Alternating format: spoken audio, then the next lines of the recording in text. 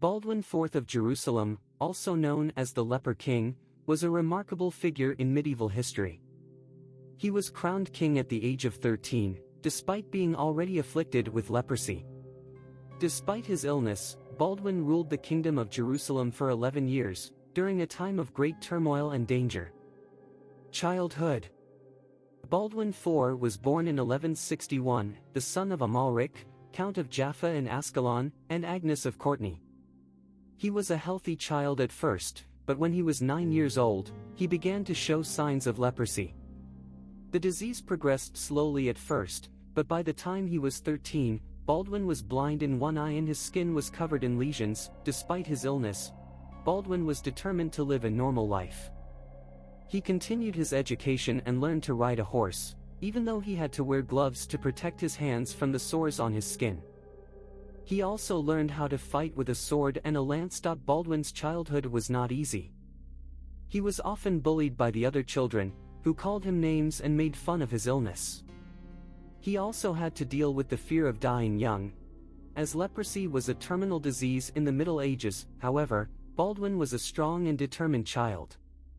He refused to let his illness define him, and he refused to give up on his dreams. He dreamed of becoming a knight and fighting for his kingdom. When Baldwin was 13, his father died, and he became king of Jerusalem. He was a wise and just ruler, and he quickly earned the respect of his subjects. He also proved to be a skilled military leader, leading his armies to victory in several battles against the Muslims. He was diagnosed with leprosy at a young age, a disease that was considered a death sentence in the Middle Ages. Despite his illness, Baldwin refused to give up.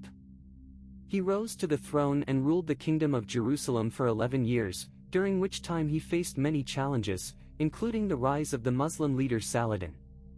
The Leper King's victory over Saladin. Saladin was a brilliant strategist and a skilled warrior. He had united the Muslim forces in the region and launched a series of attacks on the kingdom of Jerusalem. Baldwin knew that he would need to be clever and resourceful if he was to defeat Saladin. In 1177, Saladin marched on the city of Ascalon. Baldwin knew that he could not defeat Saladin's army in a pitched battle, so he devised a plan to lure Saladin into a trap. Baldwin led a small force of knights out of Ascalon and pretended to flee. Saladin's army pursued Baldwin's forces, and they were led into a narrow pass called Montgisard. Baldwin's forces were outnumbered, but they were well positioned. They rained arrows down on Saladin's army, and they were able to inflict heavy casualties. Saladin's army was routed, and he was forced to retreat. The Battle of Montgisard was a major victory for Baldwin IV. It showed that the kingdom of Jerusalem could still be a powerful force, even in the face of Saladin's advances. The victory also boosted Baldwin's morale and gave him the confidence to continue fighting against Saladin. In the years that followed, Baldwin and Saladin fought several more battles. The war was long and bloody, but Baldwin was able to hold on to the kingdom of Jerusalem. Baldwin IV, the Leper King's last days. Baldwin IV, the Leper King, lay dying in his bed in the royal palace in Jerusalem. He was only 23 years old, but he had been sick for most of his life. The leprosy that had ravaged his body had finally taken its toll. Baldwin was surrounded by his family and closest advisors. His sister, Sibylla, was there, as was his nephew, Baldwin IV, who was the heir to the throne. Also present were Balian of Ibelin, Baldwin's trusted advisor, and William of Tyre, the chronicler who would later write about Baldwin's life. Baldwin was weak and frail, but his mind was still sharp.